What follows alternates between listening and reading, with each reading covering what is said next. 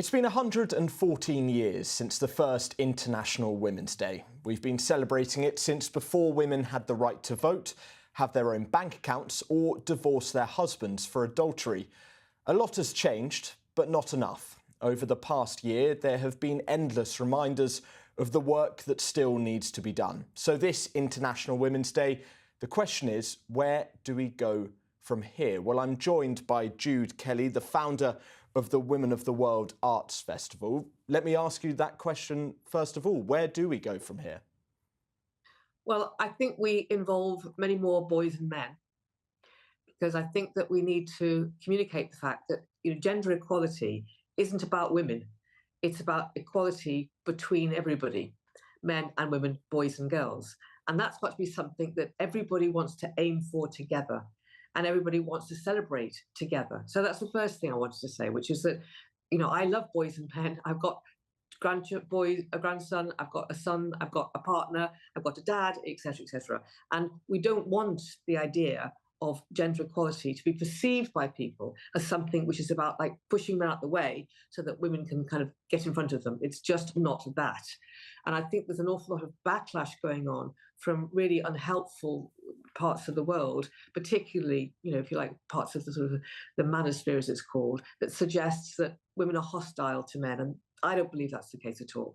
So that's number one. I think number two is that some of the things that haven't been talked about very much in the past, but are very much surfaced now, particularly violence against women, I think, again, let's not feel as if this is a new story. What's new about it, and therefore, in a way, what's good about it, is that we are able to talk about these things now. We're able to talk about lots of things we were silenced about before. And again, once you can talk about them, you can start to take action.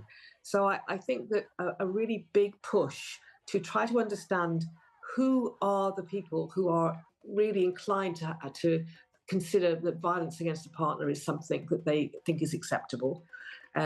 Who are the regimes that feel that violence against women and girls is acceptable? And how do we as a world talk about that together? I'm against this phrase toxic masculinity, to be honest, because I feel as if most men are not toxic. Most men are fantastic.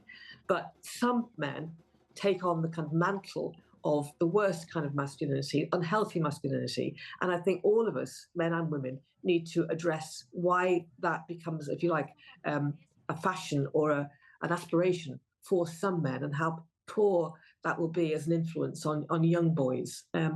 So then I suppose the third thing to say is that we have to celebrate everything that girls and women have achieved so far. I mean, that's what WOW does. We celebrate the fact that it's great that girls have got such good education now. It's great that women have got the vote. It's great that women can start, not just earning money, but earning good money and thinking about how they operate in their professions and how they can reach the top of their professions. That's all marvelous. That's all about human potential. So let's not feel as if we haven't made progress. Let's celebrate many, many things that have been achieved. But now, at a time when we are under a bit of duress, let's make sure that we all work together to hold on to those advantages that we've won, and don't think that the story's over, because it certainly isn't. So it's that kind of balancing act of celebrating the victories but not forgetting the struggles that still remain.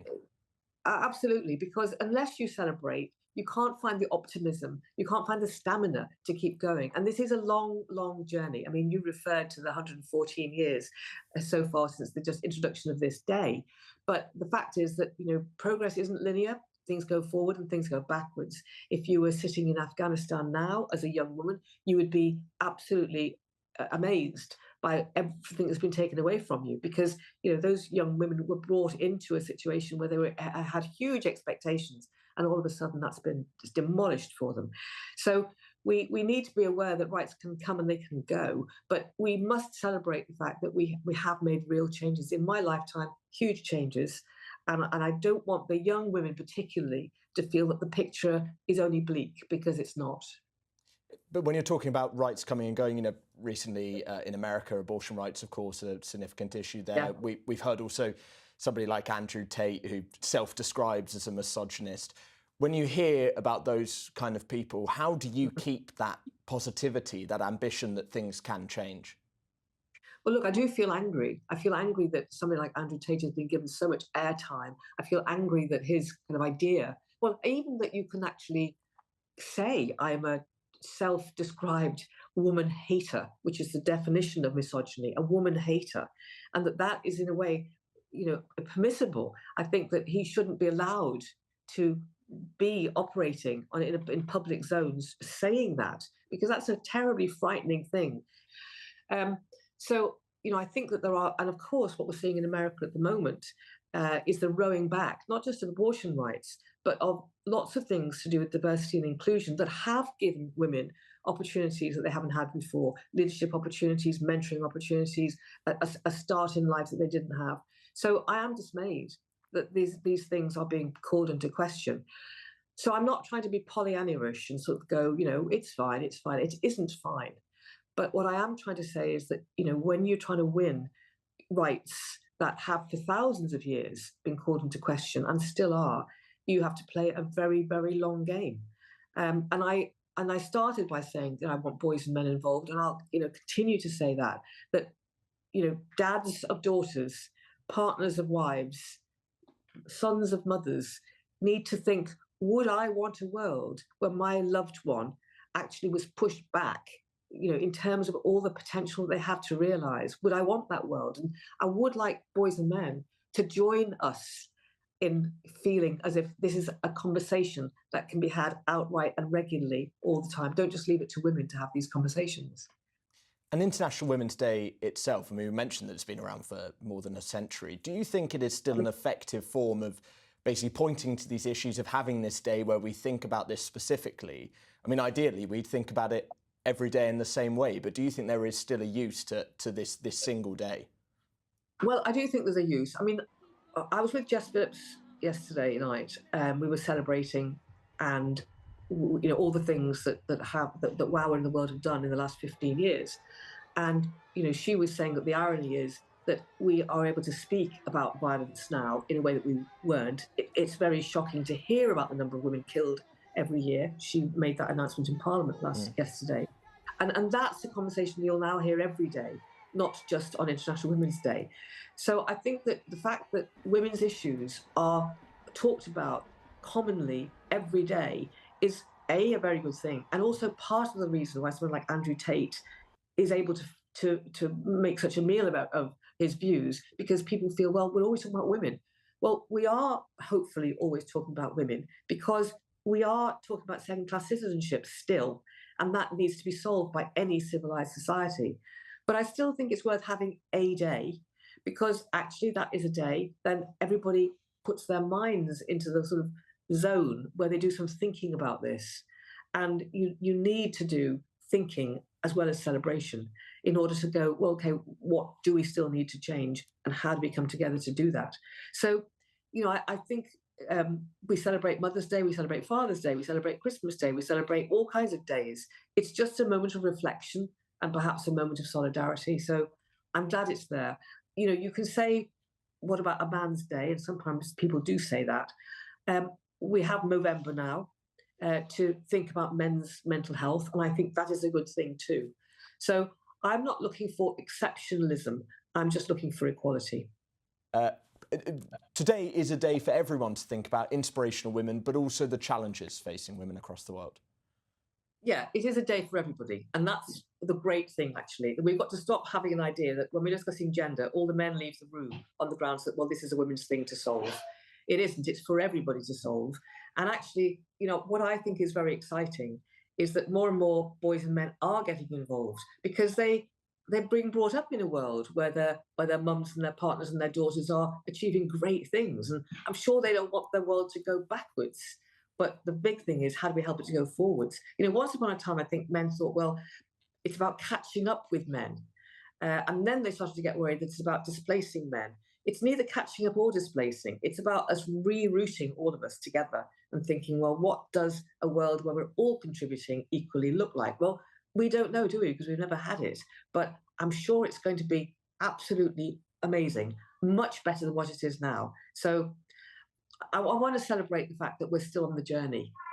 I'm sure that you are an inspiration to many people watching this, but who do you think of as inspirational women who have brought things to your life? Well, actually, so many young women that I'm meeting now are the things that inspire me. Because we've done lots of programs all over the world saying to young women, the world can be your oyster. I meet like 12-year-olds, 13-year-olds, even younger, who are absolutely brimful of determination to make the world even better. And I'm sure they're going to. So I find that inspiring. And of course, people like Helena Kennedy, who has fought for women's rights all these years, Angela Davis, who I'll be interviewing tonight, they are people, again, never give up. We've ultimately got to believe that the world will be a better place. That's what we have to believe, and that's what we've got to keep trying to make happen. To be killed by your partner than by smoke or Women's gas. Aid has been working on the front line of the effort to end domestic abuse and violence against women. We asked their CEO, Farah Nazir, about her fight for women's rights. Well, there are a plethora of issues facing women in the UK today, but the biggest issue that we at Women's Aid work on, and indeed an issue that affects all women directly or indirectly, is the escalation, the epidemic of violence against women and girls in the UK. It's no secret that one woman every week is murdered by a current or former partner. It's no secret that one woman out of 4 will experience domestic abuse in their lifetimes. And these are really shocking statistics. A quarter of the population experiencing some form of harm in a relationship that, should be supportive and loving, means that we have a real problem with regards to the way that our society is functioning in relation to women. So I would say that those are the biggest problems facing women and affecting women in the country today. The monster who came to tea. It was a Thursday just like any other. Lily's favourite. This International Women's Day, they're releasing a film, The Monster That Came to Tea. The movie is a wake-up call about one of the biggest issues today, the rise in misogyny online and the effect it has on children. I think it's a real risk. And what we don't see yet is a really comprehensive prevention programme running through schools that is properly resourced and properly invested in, and schools are properly supported to deliver that. We don't have really robust relationship education when it comes to sort of, your regular schooling curriculum. I'm sure schools are doing their very best, but actually we need proper investment, proper resource and specialists to invest in that prevention. Because whilst it's women and girls that experience the harshest realities of domestic abuse and violence, it's all genders' responsibilities to understand healthy, respectful relationships. But that needs to start in schools and in universities, and we need to invest in that. And until we do that and take it really seriously, we're not going to be in a position where we'll see domestic abuse fall. Across the world, International Women's Day is being marked, a day that celebrates the achievements of women, but also recognises that the battle for gender equality continues.